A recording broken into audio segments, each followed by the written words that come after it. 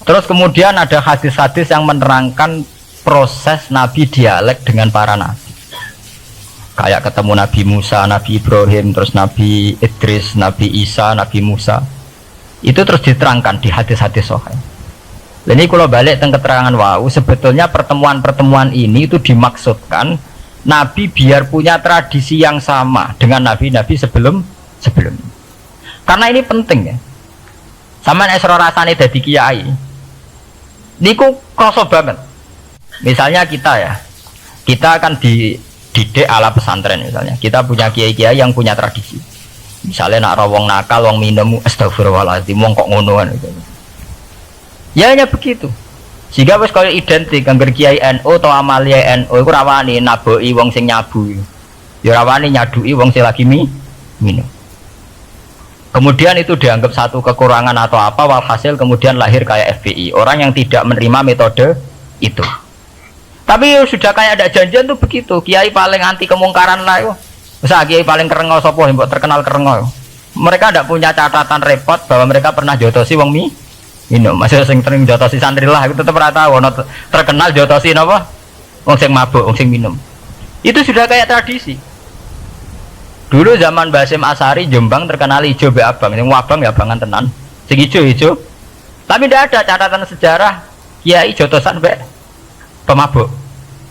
Ya memang kayak kita sudah punya tradisi nak roh kemungkaran itu menang kalah itu lewat proses bil hikmati wal mau'izatil hasan. Kita ini kayak punya tradisi nak roh kemungkaran milih model Nabi wa mahdi qaumi fa innahum la ya'lam. Itu ya kayak ada janjian begitu. Meskipun kita sebagai orang alim ya tahu nahi mungkar itu wajib, nahi mungkar itu begini-begini, tapi ya praktek kita tidak pernah begitu.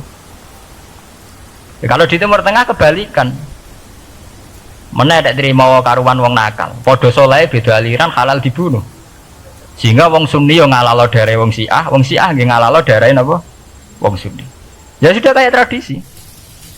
Sampai nak mau kitab fikih khas Arab, mau biasa muni.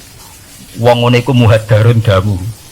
Padahal ya wong soleh, wong Islam di mazhab apa ini disebut darun apa? Damu. Sehingga kita itu tadi, kita punya tradisi. Saya tuh kalau sedang tahajud, matehai para wali-wali songo atau apa, itu yang terpikir di saya itu hanya satu. Agama Islam itu lahir lewat Quran dan hadis. Tapi kemudian tahu-tahu tetap berimprovisasi, berkembang sesuai tokoh yang membawa. Sampai kalau melihat Islam di India dulu sampai perang besar-besaran, kemudian zaman Abul A'la Al-Maududi, zaman periode Muhammad Iqbal, sampai India pecah, kemudian jadi Pakistan yang bernegara apa? Islam, karena banyak konseptor Islam yang tidak setuju negara sekuler. Akhirnya mereka misah jadi negara Islam Pakistan. Kemudian Timur Tengah juga begitu. Karena Timur Tengah sudah Islam semua, masalahnya itu diislamkan ala Sunni atau ala Syiah.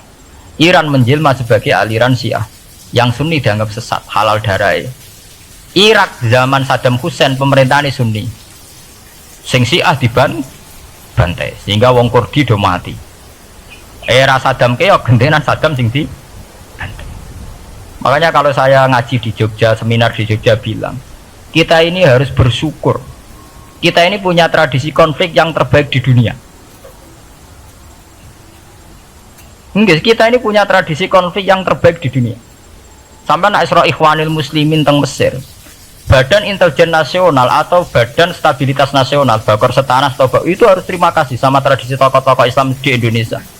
Lepas dari kita setuju tidak setuju itu terserah, tapi kita punya tradisi konflik yang paling baik di dunia. Kurang bencinya Gus Dur sama FPI atau FPI sama Gus Dur, paling mereka ya adu statement di depan wartawan. Itu bagus sekali. Cara neng Arab wis tembak-tembakan. Kita punya sejarah. Secara pesantren saya itu punya sejarah panjang.